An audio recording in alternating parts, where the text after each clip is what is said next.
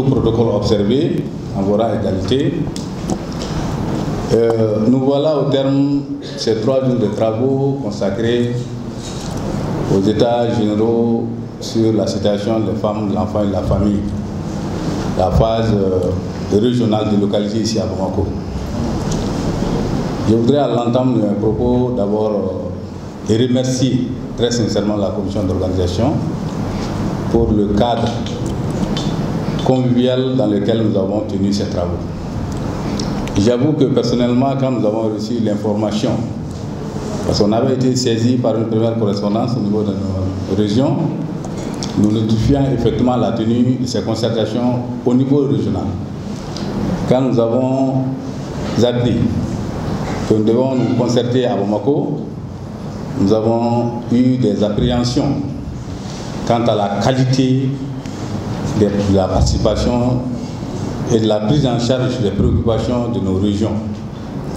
Mais au terme des travaux, nous sommes satisfaits parce que toutes les régions sont représentées et les participants de 5 à 7 par région ont valablement représenté les régions.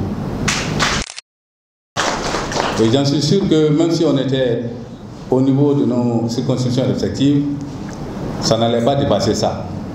Donc cela est dû à la bonne organisation que la commission d'organisation a mis à notre disposition. Vraiment, je tiens au nom de tous les participants et singulièrement des délégations venues de l'intérieur des régions, féliciter et remercier la commission d'organisation pour la qualité de l'organisation. À ce stade, dire que ces 3 jours de concertation nous ont apporté beaucoup de satisfaction. Et les participants ont été très assidus, ils ont été très participatifs et aucun sujet n'a été tabou. Vous savez, les questions de femmes, d'enfance et de famille chez nous, ce sont des questions très sensibles. En parler avec tout le monde n'est pas aisé. Mais là, je pense que les participants ont compris déjà à partir des termes de référence que c'est vraiment une opportunité unique, sinon historique, que nous avons à travers ces états généraux de mettre sur la table toutes les difficultés, toutes les préoccupations qui assaillent aujourd'hui la femme, l'enfant et au-delà la famille malienne dans son plein épanouissement.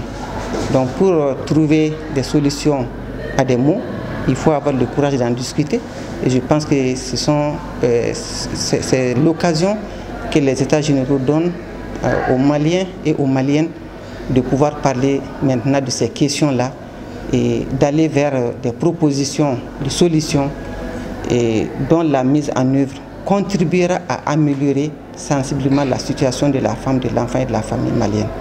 Donc il y a de très fortes recommandations qui ont été proposées donc, autour des 5 thématiques qui ont fait l'objet des groupes de travail, notamment la gouvernance, le genre et l'autonomisation, la promotion et la protection de l'enfant, la famille, les questions liées aux violences basées sur le genre, ainsi que des questions transversales qui ont surtout trait à certaines préoccupations qui ne se retrouvent pas au niveau des 4 thématiques déjà énoncées.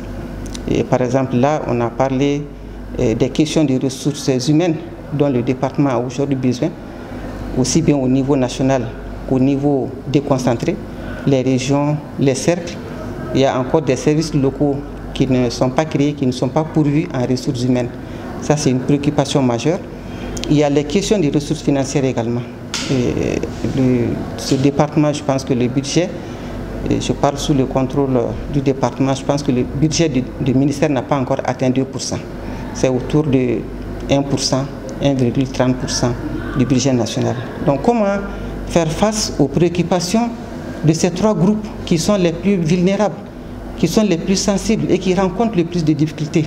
Donc ces questions ont été discutées et on a proposé l'amélioration du budget affecté au département de la promotion de la femme. Il y a une autre question qui reste une préoccupation, ça c'est la question des données statistiques sur les femmes. On n'en a pas beaucoup. Bien que l'Institut national de statistique existe, bien que certains partenaires au développement essaient de nous amener des statistiques qui ne sont pas souvent fiables, il faut que l'État mette en place aujourd'hui des mécanismes qui nous permettent d'avoir des données désagrégées sur la situation des femmes, données et réelles.